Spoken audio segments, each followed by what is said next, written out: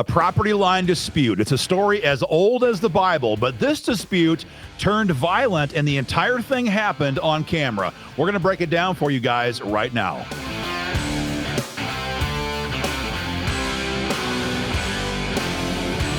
Hey guys, Aaron Dorr here. It seems like more and more these days, normal situations are getting more and more out of control. Violence is occurring more often, and for some reason, more of them than ever before are being captured on video.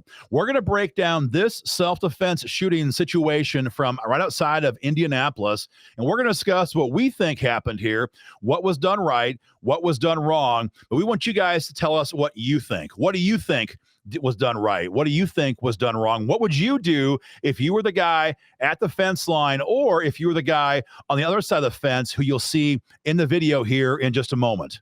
As always, guys, subscribe to our channel for more content like this. And remember, we're not lawyers. We're just simply telling you what we think we would do if we were in this situation. If you would disagree or if you agree, let us know in the comment section. I'm going to play it for you once at full speed. Then we're going to back it up and slow it down. Let's hit play.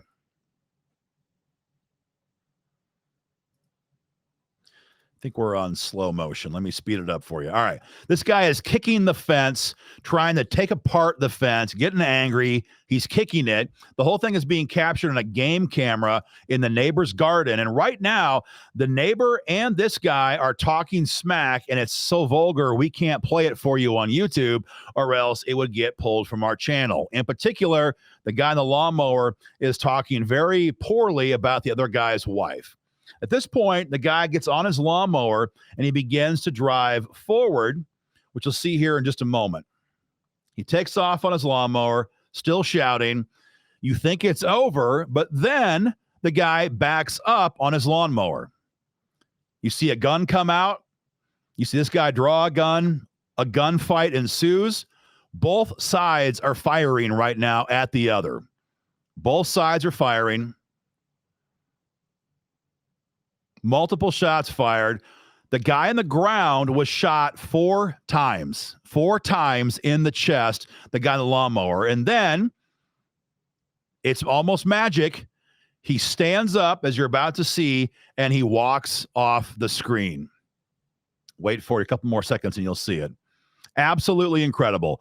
Stands up, still talking smack, and he walks away as though he was unharmed. That was the video, guys, at full speed. I'm going to back it up for you a little bit, and we're going to play it slower to watch a bunch of details you simply can't pick up when it's going full speed. Here we go. So the guy he's just taking off right now on his lawnmower. He pulls forward out of the screen. I will fast forward a couple seconds. He's leaving the frame. You think the whole thing is over, right? And then he begins to back up the lawnmower. Here he comes back into view. If you watch his right hand, you see he's reaching into what appears to be a pocket. Maybe it's his waistband. Somewhere in there, he has a gun. And right there, you can see his handgun comes up. It's right there in the middle of the screen. Looks to be a revolver, probably a snub nose of some kind. He has now drawn a handgun on the neighbor. So the neighbor, who is the guy with the camera, observes all this, and he has to react. He turns around, and you can see he also is carrying a handgun on his right hip. Obviously, he knew the situation was getting more and more out of control, enough that he was carrying when confronting this neighbor. He draws his handgun, and right here, you see the guy in the lawnmower. You see his arm come up. You see that arm lock out, and the fence post is blocking it, but his handgun, his revolver comes up, and he's aiming at the property owner who has the camera. In that same instant, but after the guy on the lawnmower, the guy here in the front side of the frame raises his pistol, and he begins to engage the threat. Let's keep hitting play. We watched the video with the volume up, and it appears as though there's approximately 9, maybe 10 shots fired, and it's obviously the case that both sides are firing. Now, the guy we see right now certainly fired more at the guy who ended up falling off of his lawnmower and actually flipped his lawnmower. But there are also shots coming, as you're going to see right here, coming through the grass at this guy and his wife who was out there. You can see right there, his gun just came up right there in the middle of the screen. He just raised his gun. So despite being shot, I'll back it up for you guys and play it again. Hold on. Despite being shot, his gun comes up right here. Right there, his gun is up. He is still trying to acquire a target and shoot the guy in the yard, but who just backed out of the frame. Firing continues. There is shots coming through the grass. You want to see a bullet impact in the grass here momentarily. Both sides are actively still firing. There comes a shot right there, came right through the grass.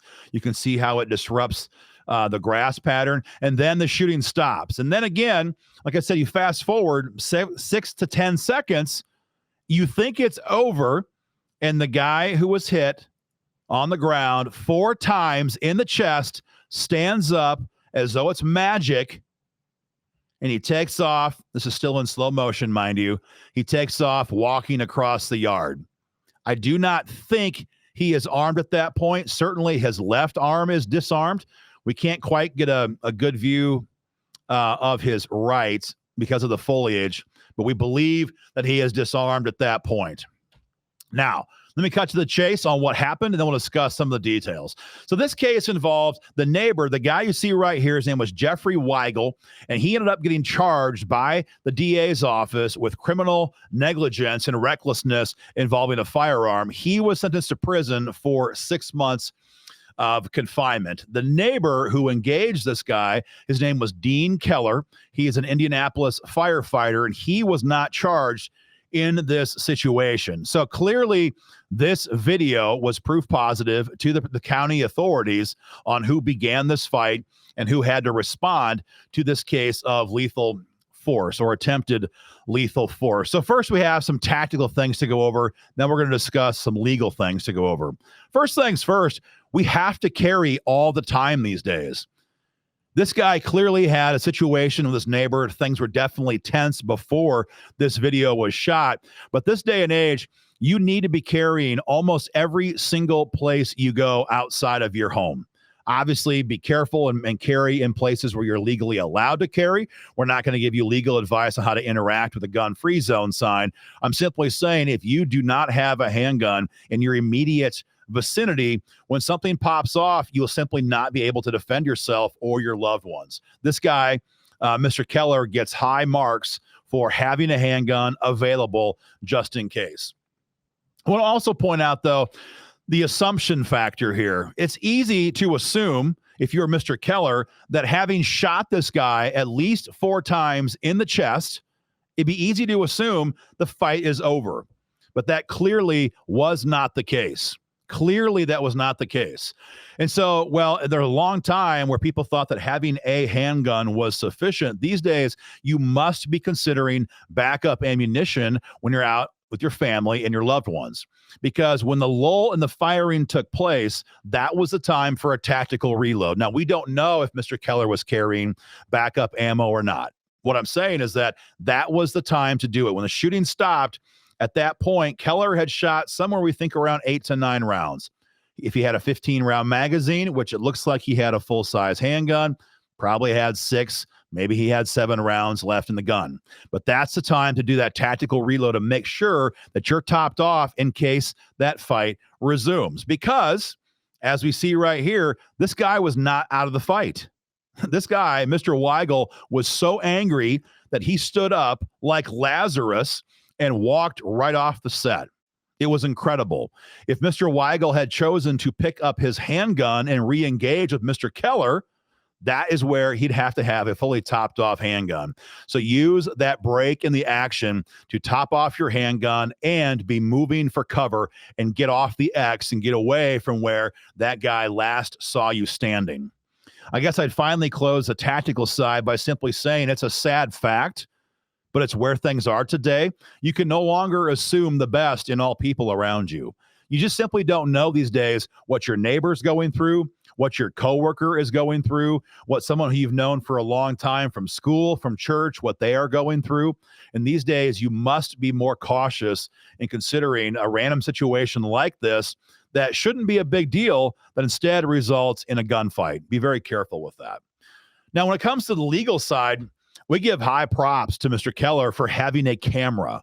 Can you imagine if there was no camera there to document this? Can you imagine if Mr. Weigel called the police first, said he was shot by his neighbor, there was no independent way to verify who drew the firearm first?